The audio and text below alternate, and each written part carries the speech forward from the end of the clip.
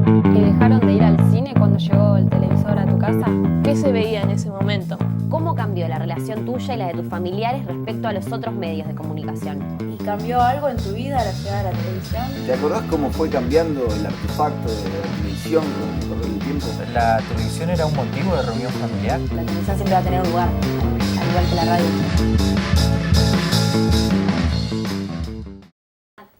Estamos con Ana María Tabela, de 69 años de edad, que nos va a compartir su experiencia con la televisión desde su infancia en La Plata hasta la actualidad en Rosario. Bien, Ana María, ¿cómo era tu vida antes de la llegada de la televisión a tu casa? ¿Cómo se componía tu familia? ¿A qué se dedicaban? La televisión en mi casa llegó muy tarde, porque mi mamá era una anti-televisión. Entonces llegó a la ciudad y llegó a la casa de mi tía, pero no a mi casa. A mi casa llegó recién cuando yo terminaba el secundario. Miren ustedes, la idea de mamá era que en la casa donde entraba el televisor la gente dejaba de estudiar. Que es más o menos, yo comparo con lo que ahora dicen de dejarle usar la computadora en forma desenfrenada a los niños. Entonces mamá tenía esa idea. Y bueno, en casa había libros.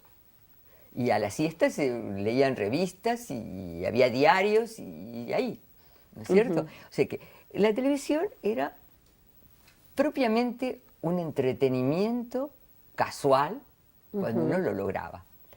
Pero sin embargo recuerdo el evento de la televisión como un evento comunitario, así, uy, mirá, bueno, íbamos a verla a la casa de mi tía, una de mi tía que tenía hijos grandes, con los cuales se podía negociar lo de la televisión o no, según la familia no afectaba. Y bueno, ese es el recuerdo que tengo yo, el primer recuerdo de la televisión. Y por supuesto con la cara de Pinky, y que empezaba la tarde. Y bueno, ustedes saben que la televisión en La Plata, donde yo nací, donde me crié todo el secundario, la televisión fue mucho más temprana de lo que fue en Rosario.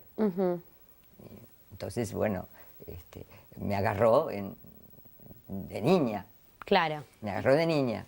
¿Y cómo era tu relación con otros medios culturales? Como por ejemplo... La radio. Ah, no, esa era prendida constantemente. No constantemente, también había una hora especial. Bueno, papá, Los Tora Tango Club, todo eso, toda la de la tarde, la de la noche. Bueno, y después mamá se escuchaba el radioteatro de Alfredo Alcón y Fernando Ciro, no me acuerdo quiénes eran, y esa era la hora que los chicos dormían.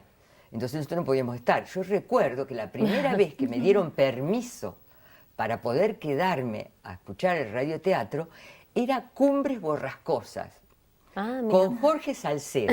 ¿Qué es lo que puedo haber entendido yo con Cumbres Borrascosas? Todavía no tengo ni la menor idea de lo que puedo haber logrado. Bueno, pero ahí sí. Y bueno, era apasionante el radioteatro. Bueno, yo creo que hoy todavía me apasionaría, ¿no? Porque me sigue gustando la radio, pero ahí sí.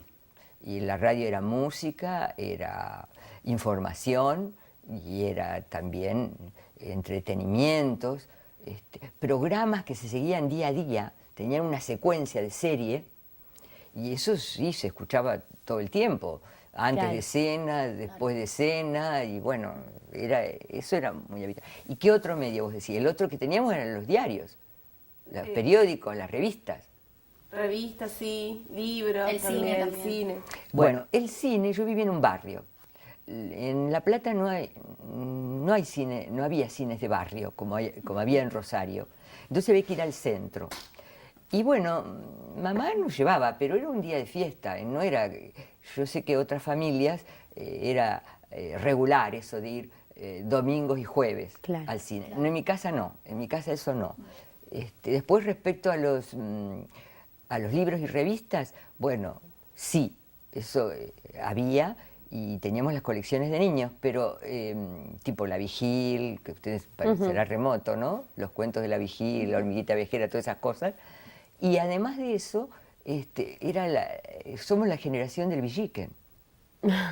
El Villiquen y el mundo infantil no son los comienzos. Los comienzos eran mis primos, que eran los más grandes. Yo estoy en el medio de la generación del Villiquen. Estaba bien asentada esa generación. esperábamos el sábado, papá iba a la peluquería el sábado y de la peluquería traía las revistas infantiles, porque el diario lo traía el diariero, pero él traía el Villique en el mundo infantil, que eran dos revistas. Esperábamos ansiosamente, seguíamos la serie de cómics que te decían continuará, Sí. y era como lo que ustedes después ven en la televisión, ¿viste? Esa cosa cotidiana. Claro. Se esperaba muy ansiosamente eso. ¿Y qué experiencias previas tuviste con la televisión antes de que llegara a tu casa, a tu hogar? Bueno, era el día de paseo. O me invitaba una amiga, con una madre mucho más floja y una familia más floja que la mía, que tenían televisión, o iba a la casa de las tías, con un horario. Recuerdo que uno de los primeros programas que me gustó seguir fue el de Olmedo, que se llamaba Piluso, y que era la hora de la tarde. Entonces yo le decía a mamá, bueno, yo voy a tomar la leche a la casa de la tía. Y lo que yo quería no era tomar la leche a la casa de la tía. Sino mirar la televisión en la Mamá casa se de la quedaba tía. muy contenta porque a mí no me gustaba la leche, pero yo lo que quería era ver Piluso. Bueno, y ahí, bueno, eso es un buen recuerdo, eso de pequeña, de bien pequeña. Después, más adelante, ya no, ¿viste? Ya iba eligiendo algunos programas, que yo ya sabía que a tal hora llegaba, por ejemplo, el Club del Clan, el de Palito Ortega y demás. ¿Qué adolescente de mi edad no deseaba ver ese programa? En mi casa no lo podía entender mi mamá, pero cualquier adolescente le interesaba ese programa porque era como estar en la última cuando vos ibas a la escuela y lo comentabas. Bueno, esa era una de las cosas también. Pues más adelante, bueno, uno fue eligiendo lo que más le gustaba, ¿no? Pero también había un problema, que la televisión vos tenías que ver lo que la televisión te pasaba. Al principio era un solo canal. Te tenías que bancar un montón de programas para ver uno que te gustaba. ¿Y dónde estaba ubicada el televisor en tu casa? ¿En mi casa o en la casa de mis tíos? Primero en la casa de tus tíos. Bueno, en la casa de la primera tía que tuvo televisión, que fue un evento ciudadano, debe decir, porque fue de las primeras, no sé dónde lo compraron, ¿viste? El televisor, hasta se reformó la casa. Fíjate que lo pusieron yo estaba pensando esto, lo pusieron como en un hall, pero abrieron de la cocina como una arcada para que se viera de la cocina comedor el televisor. Fíjate vos que se adaptaba la casa al televisor. Claro. Eso es una cosa muy significativa. En mi casa, cuando estuvo en mi casa, que yo ya era grande, el televisor era una cocina-comedor. Son esas casas grandes, la casa de mi abuela estuvo en la cocina-comedor. Y se mantuvo la disciplina, que ya te digo que hay que zafar de una familia como la mía, donde el televisor nunca se prendió a la hora de comer, por ejemplo. Eran esas las cosas que se observaban, ¿no? Después, claro, pasó mucho tiempo hasta que yo tuviera un televisor en mi dormitorio. El televisor en mi dormitorio lo tuve de casada. Claro, muchísimo después. Muchísimo después, ya con el televisor color, cuando el televisor era más pequeño. Y todo fue cambiando así que cuando mi hija se recibió en esta misma facultad, yo le compré un televisor para su pieza. La alegría que le dio a ella fue enorme, porque claro, ella tiene ahora 43 años, no era tan habitual tener un televisor en su pieza. Era más habitual tenerlo.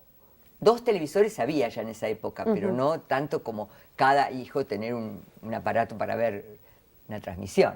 Creo que ahora más que nada tienen la computadora, ¿no? No tienen televisor en la pieza, ¿no? ¿O sí? ¿O siguen teniendo? No sé. No sé si es habitual ahora tener televisión en la pieza, pero hubo una época el televisor en la pieza era un nivel de independencia, tenerlo, digamos, que podías elegir tu programa.